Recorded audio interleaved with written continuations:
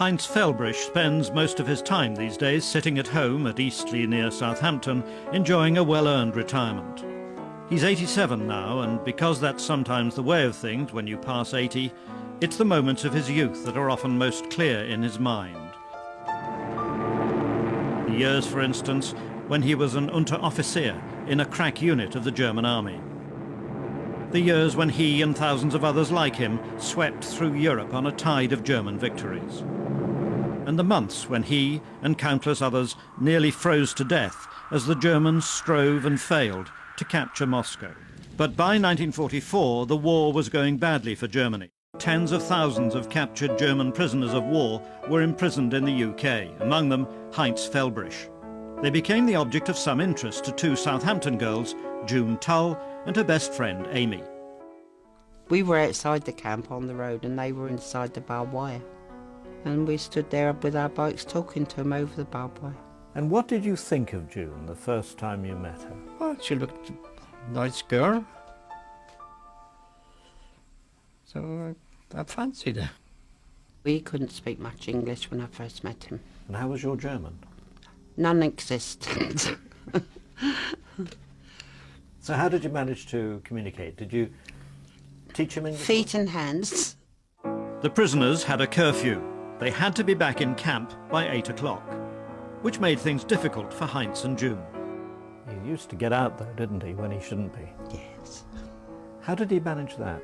We used to go out at nights and under the barbed wire. They made a ditch underneath it to get out in. And he used to crawl back in there in the mornings before roll call. So how long had you been going out with him, really, before you decided you'd better tell your mother? A couple of months, I suppose. I said I wanted to bring him home one night. So she said, I'll bring him Sunday for dinner, and he came to Sunday dinner with the family.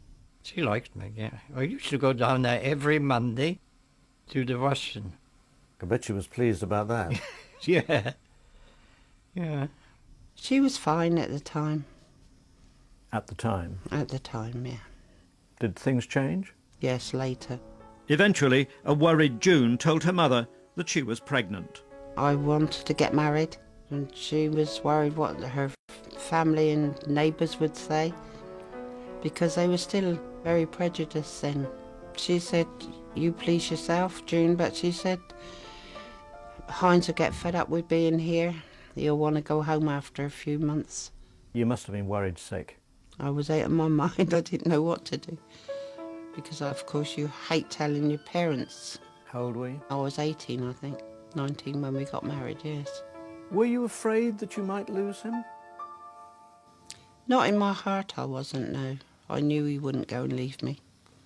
He was very sincere. And yet you gave him a photograph. Mm. Can you remember what you Never said? forget me.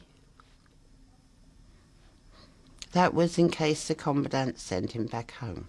Because I had to go to the commandant of the camp to get permission to marry him. What was that like? Frightening. How did you explain the predicament that you were in? I just told him the truth. And he said?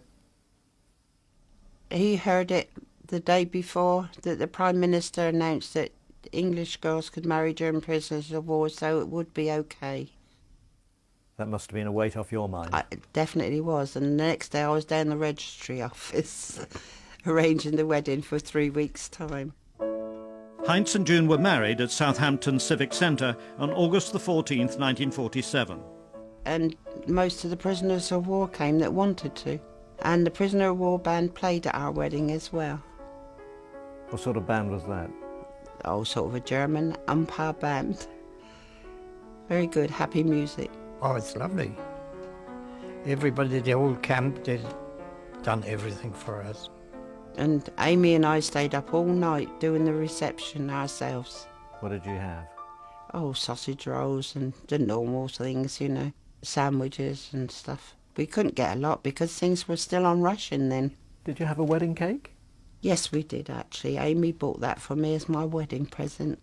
And she also bought my wedding ring. Because Heinz had... He had no money at all. They got a penny an hour, but that was used up soon on toiletries and stuff, yeah. So what about the wedding night?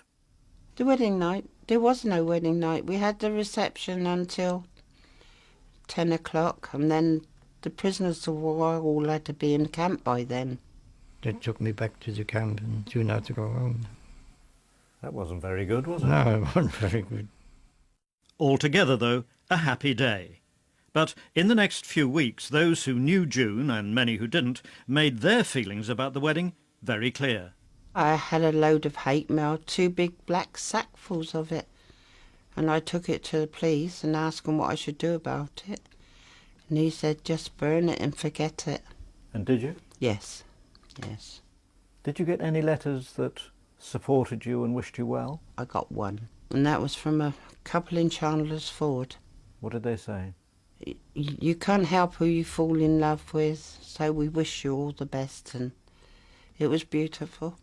How long did it take your mother to realise that this was you and Heinz for life? I don't really think she did, actually. That must be a regret for you. Not really, I didn't care. I was happy and I was in love and I didn't care. Today, as on most days, Heinz waits for his wife June to come home from the shops and from bingo. There'll be a cup of tea waiting for her. Hello, darling, I'm home. All right? Did you win? No, don't be silly. June and Heinz have been married 60 years. Ruby won and Peggy won, but I didn't win. I can't get much luck, can I? No. You're lucky to have me.